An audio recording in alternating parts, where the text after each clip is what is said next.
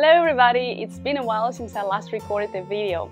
I know I published a video a week ago, but I actually recorded it at the beginning of March. So you can imagine, it's been almost a month. What took you so long? What took you all night? What took you forever to see I'm back? Here I wanted to talk about a topic that concerns all of us, the whole world. But I know there have been many stories and videos made about it. In this particular video, I just wanted to share my story with you, and I hope it will be interesting.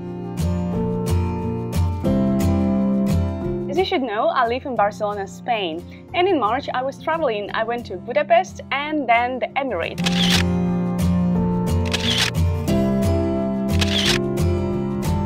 But actually, right now I'm not there. I'm in St. Petersburg, Russia, though it was not included in my plans at all. And let me tell you how it happened.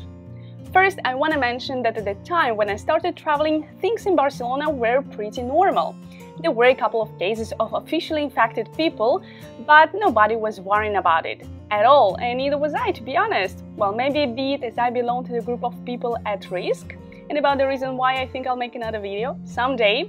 But I repeat, at the beginning of March, and I started traveling on the 4th, things were okay. First, I went to Budapest. Everything was fine there too.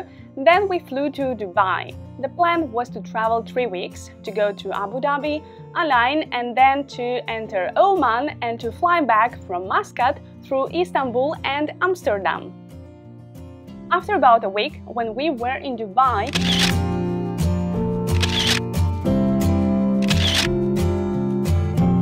started receiving messages from people in Barcelona saying that things were getting worse. People panicking, supermarkets empty, no toilet paper, no food, and so on. At that time, we didn't take it very seriously and still hoped to be able to enter Oman and continue the trip as planned. But then Oman decided to close its frontiers and not let foreigners in. We were already at the very border with Oman in the city called Al Ain in the Emirates.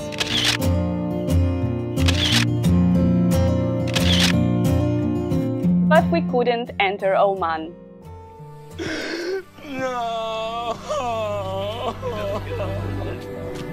We went back to Dubai and decided to see how things are there and maybe think of coming back to Barcelona. Then all public places closed in Dubai, everything. And me personally, I was just afraid of the possibility of getting infected abroad, as I didn't know that I would be treated in this case. That's why we decided to buy tickets back to Barcelona through Budapest, which was the cheapest option. But I ended up in St. Petersburg and I didn't actually get to Barcelona. The thing is that the very last days before the flight, everybody started advising me not to go to Barcelona as things were very bad there. Acabo de comunicar al jefe del Estado la celebración mañana de un Consejo de Ministros extraordinario para decretar el estado de alarma en todo nuestro país, en toda España, durante los próximos 15 días.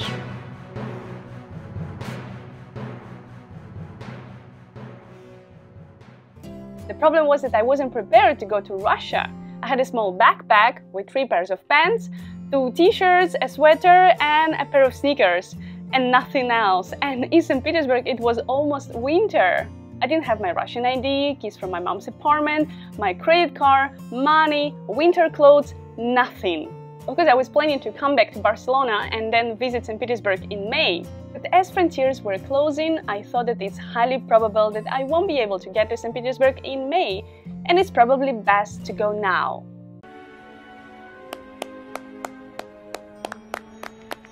Then I bought a plane ticket to Moscow and a train ticket from Moscow to St. Petersburg. For the same day, but 7 hours later, I had tickets to Barcelona through Budapest. I still had them as the second option. So I arrived at the airport, rushed to the check-in counter, and realized that the flight was delayed.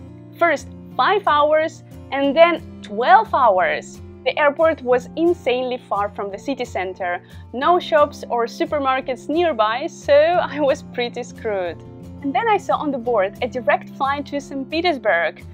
Just to try, I decided to check the price of the ticket on the Russian webpage where they sell plane tickets, and I managed to buy the last ticket just 4 hours before the flight. In the end, 4 hours later, I was already flying to St. Petersburg. Of course, I lost the other tickets, but at least I was safe and about to see my family.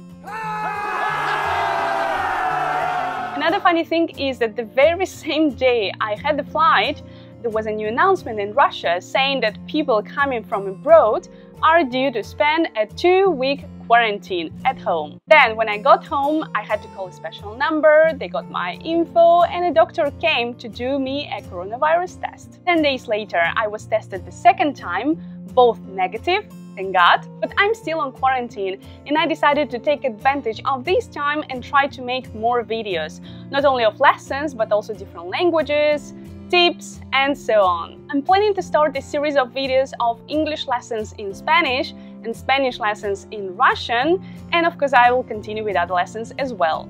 You know, staying at home is a great opportunity to study languages, and I'm doing it too.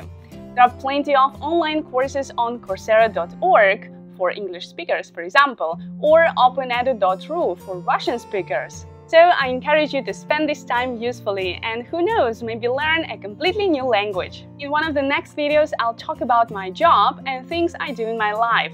So be up to date about my new videos. Take care of yourselves and please stay home. And I'll see you soon in another video. Bye bye!